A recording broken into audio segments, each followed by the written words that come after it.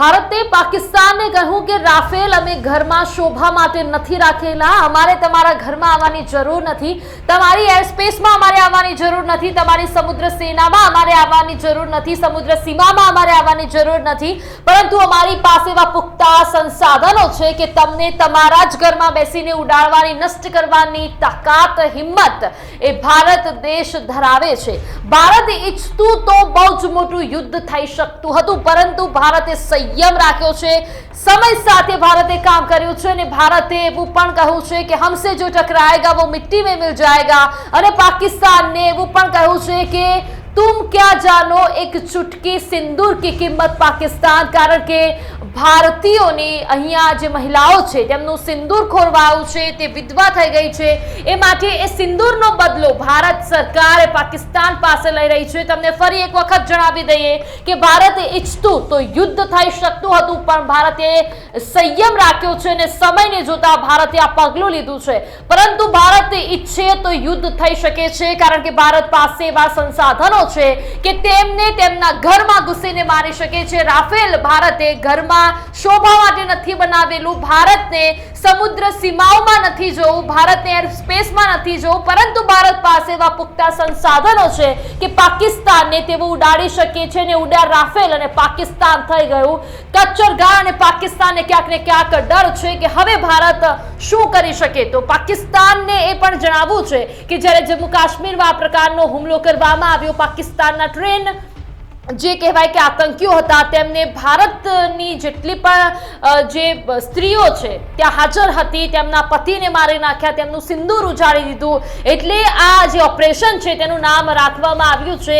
Operation સિંદૂર। આ સિંદૂર એટલા માટે રાખવામાં આવ્યું છે, તમે ઓપરેશન સિંદૂરમાં જોઈ શકો છો કે ઓ છે એની અંદર સિંદૂર છે અને થોડા ઘણા છાંટાઓ બહાર પણ ઉડે છે। એનો મતલબ ફક્ત એ તો થાય છે કે જ્યારે પાકિસ્તાનીઓએ એ ભારતની જે સ્ત્રીઓ હતા એમના પતિને મારી નાખ્યા ત્યારે એમનું પણ જે લોહી છે, એમનું પણ લહુ છે, એ પણ એના પણ છાંટાઓ બહાર ઉડ્યા હતા અને આખો સિમ્બોલ એ પ્રમાણે રેડી કરવામાં આવ્યો છે। પરંતુ કહેવાય કે એ જે સિંદૂરનો જે રંગ છે એ શૌર્યનો રંગ છે, સિંદૂરનો જે રંગ છે એ આપણી ઇન્ડિયન આર્મીએ બતાવ્યો છે કે અમારી સ્ત્રીઓનો જ્યારે પણ સિંદૂર ઉજાડવામાં આવશે, અમારી સ્ત્રીઓની માન, ગરિમા અને અસ્મિતા પર લાંછન લગાડવામાં આવશે, ત્યારે પાકિસ્તાન હોય કે પછી બીજો દેશ હોય, ભારત દેશ ચૂપ રહે એવી કન્ડિશન નથી। ભારત ફક્ત લડાઈ એ માટે કરી રહ્યું છે કારણ કે ભારતીય સ્ત્રીઓનું સિંદૂર અને ભારતીય સ્ત્રીઓની ગરિમા અને એમની સ્ત્રીઓના પતિ ત્યાં મોતને ઘાટ ઉતર્યા, એ માટે આ ફક્ત એક નાનકડું ટ્રેલર હતું પાકિસ્તાન સામે। હજી ભારતે યુદ્ધ નથી કર્યું, પરંતુ તમે સમજી શકો છો કે જો ભારત યુદ્ધના ઇંધાણ સાથે બહાર આવે છે તો પાકિસ્તાનની શું હાલત થાય છે। પાકિસ્તાનને પણ ખબર છે, કારણ કે પાકિસ્તાન 8મા ક્રમે આવે છે અને ભારત 4થા ક્રમે આવે છે, એટલે 4 ગણું પાકિસ્તાન કરતા ભારત આગળ છે, પાકિસ્તાનને ખબર છે। પરંતુ આ બધા વચ્ચે સંદેશો ફક્ત એટલો જ આપી રહ્યો છે અને મોદી સાહેબને જ્યારે લલકારવામાં આવ્યા, જ્યારે એ આતંકવાદીએ એક હિન્દુસ્તાનના એક ભારતીય જે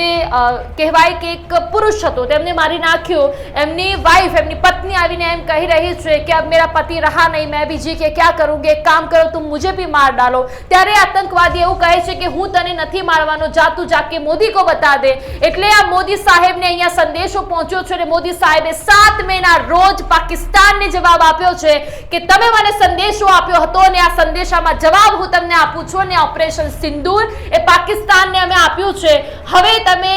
તમારા જેટલા પણ અડ્ડાઓ છે, જેટલા આતંકી અડ્ડાઓ છે તેમના પર હુમલો ભારત સરકારે કર્યો છે। હાલાકી ભારત સરકારે કોઈ પણ પાકિસ્તાની સૈન્યને કોઈ પણ પ્રકારનું નુકસાન થાય એ પ્રકારનું કાર્ય નથી કર્યું, ભારતે સંયમ રાખ્યો છે। પરંતુ જે આતંકવાદી અડ્ડાઓ દ્વારા જે આતંકીઓ ટ્રેન થયેલા છે એ આતંકીઓએ એમ કહ્યું હતું કે જા જાકે મોદી को बता दे। એટલે 7 મેના રોજ નરેન્દ્ર મોદીએ પાકિસ્તાનને જવાબ આપ્યો છે કે તમે ભારતીય સ્ત્રીઓનું સિંદૂર ઉજાડ્યું છે તો તમે પણ અમારો આ જે રિટર્ન જવાબ છે એ જોઈ લો। અને પાકિસ્તાન હવે ક્યાંક ગડબડાટ છે પાકિસ્તાનમાં, પાકિસ્તાન પણ ક્યાંક ડરવા લાગ્યું છે, કારણ કે આતંકીઓના જે ઠેકાણાઓ છે ભારત સરકારે નષ્ટ કરી દીધા છે. ફક્ત અહીંયા સવાલ એટલું જ હતો કે જેટલા પણ ત્યાં જમ્મુ કાશ્મીરના પહેલગામમાં ફરવા ગયા હતા, ફક્ત એમનો એ ગુનો બની ગયો કે તો એ હિન્દુ હતા, એ ભારતીય હતા, એમને લા ઇલાહા ઇલ્લલ્લાહ મુહમ્મદુર રસૂલુલ્લાહ એ પડતા નહોતું આવડતું, એ માટે એમનો એ ગુનો થઈ ગયો કે ભારતીયો હતા. પરંતુ દરેકને ખબર છે મોદી સરકાર એ પ્રકારની સરકાર છે કે એમના ભારત પર કોઈ પણ પ્રકારની અડચણ આવશે તો મોદી સરકાર, ભારત સરકાર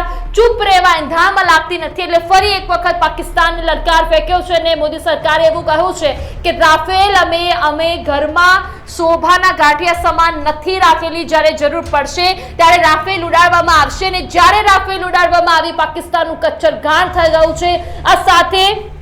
ભારત સરકારે એવું પણ કહ્યું છે કે અમે તમારી સમુદ્ર સીમામાં નહીં આવીએ, અમે તમારા ઘરમાં ઘૂસીને આતંકીઓને નથી મારવાના, અમે એર સ્ટ્રાઇક નથી કરવાના, એરફોર્સ પર આવીને કોઈ પણ પ્રકારનું એવું કાર્ય નથી કરવાના, પરંતુ અમારી પાસે એવા પુખ્ત સાધન સામગ્રી છે કે એ જે આતંકવાદીઓ છે, જેમના ઠેકાણાઓ છે, જેમના અડ્ડાઓ છે, એ રાફેલ એમના જ ઘર પર આવીને ઓટોમેટિક એમને નષ્ટ કરે તેવી તાકાત ભારત સરકાર રાખે છે અને એવી ભારત સરકાર એવી તાકાત ધરાવે છે. આ ઓપરેશન સિંદૂર એ માટે છે કારણ કે ભારતની અસ્મિતા, ગરિમાને કહેવાય કે એમની જે સ્ત્રીઓ છે તેના પર લાંછન લાગ્યું છે. એ લાંછન એટલા માટે કહી રહી છું કારણ કે જે જમ્મુ કાશ્મીરમાં ભારતીયો પ્રવાસ માટે ગયા હતા, એ જ ભારત જ્યાં મોદી સાહેબ એવું કહ્યું હતું કે એ ભારત, એ જમ્મુ કાશ્મીર એ સુરક્ષિત હાથોમાં છે, પરંતુ સુરક્ષિત હાથોમાં હોવા છતાં પણ આતંકીઓ દ્વારા જે હુમલો કરવામાં આવ્યો અને ભારતની જે મહિલાઓ છે તે વિધવા થઈ છે, સિંદૂર ઉજળ્યું છે, એનો જવાબ 7 મેના રોજ ભારત સરકારે આપ્યો છે. ભારત સરકારે એટલા સુધી કહ્યું છે કે જ્યારે ગુજરાતની, જ્યારે ભારતની, જ્યારે આખા ભારત હિન્દુસ્તાનની સ્ત્રીઓની ગરિમા પર, એમની લાગણી પર, એમની અસ્મિતા પર લાંછન લગાડવામાં આવશે ત્યારે ભારત એ જવાબ આપવા હર હંમેશ માટે તૈયાર છે. અને ભારતે એ જ સિંદૂરનો જવાબ આપ્યો છે અને ભારતે સાથે એવું પણ કહ્યું છે કે 7 મેના રોજ જવાબ આપી દેવામાં આવ્યો છે. ભારતને ઘણી વખત ઉશ્કેરવામાં પણ આવ્યા કે તમે યુદ્ધની અંજામ આપો, પરંતુ ભારત સરકારે ખૂબ જ સંયમ સાથે, મોદી સાહેબે ખૂબ જ સંયમ સાથે આ યુદ્ધ નહીં પરંતુ એક ટ્રેલર આપ્યું છે અને એમને એવું પણ કહ્યું છે હમસે જો ટકરાएगा वो मिट्टी में मिल जाएगा. બધાની જ વચ્ચે સવાલ ફક્ત એ થઈ રહ્યો છે કે ઇન્ડિયન આર્મી દ્વારા પણ ખૂબ જ સહયોગ આપવામાં આવી રહ્યો છે. ઇન્ડિયન આર્મીના જેટલા પણ જવાનો છે તેમને પણ એવું કહ્યું છે કે જેટલા પણ લોકોના મોત થયા છે, ભારતના જેટલા પણ લોકોના મોત થયા છે, એનો બદલો તો લેવો પડે જ. અને જ્યારે જ આવું હતું ત્યારે પહેલગામમાં થયેલા આતંકી હુમલા બાદ ભારતે આજે પાકિસ્તાનમાં ઘૂસીને તેમના આકા કહેવાતા આતંકીઓના ઠેકાણાઓને નષ્ટ કરી દીધા છે. અને છેલ્લા ઘણા દિવસ સુધી ચર્ચા રહ્યું હતું કે કંઈક નવું જૂનું થશે અને આખરે જે આતંકવાદીએ મોદી સાહેબને લલકાર્યા, મોદીને એમ કહ્યું, એ જે સ્ત્રી જેનો પતિ ગુમાવી દીધો છે, એ સ્ત્રી જ્યારે આતંકવાદીને કહેવા જાય છે કે मैं तुझे नहीं मारूंगा, जा तू जाके मोदी को बता देना, એટલે મોદી સાહેબને સંદેશો પહોંચ્યો ને 7 તારીખના રોજ, 7 મેના રોજ મોદી સાહેબે પાકિસ્તાનને સામો જવાબ આપ્યો છે કે અમારી સ્ત્રીઓ પર કોઈ પણ પ્રકારનું આંચ આવશે તો અમે સહી શકીએ તેમ નથી. અને ભારત સરકારે એવું પણ કહ્યું છે કે પાકિસ્તાન તુમ ક્યા જાનો એક ચુટકી સિંદૂર की કિંમત. હવે પાકિસ્તાન એક ચુટકી સિંદૂરની કિંમત ત્યારે ચૂકવી રહ્યું છે. પાકિસ્તાનમાં પણ ક્યાંક ડર છે કે મોદી સરકાર કંઈક નહોતું ના કરે તો સારું, કારણ કે જે પ્રમાણે મોદી સાહેબને લલકાર્યા છે એ પ્રમાણે મોદી સાહેબ ચૂપ રહે એવી ગણતરીમાં તો લાગતા જ નથી.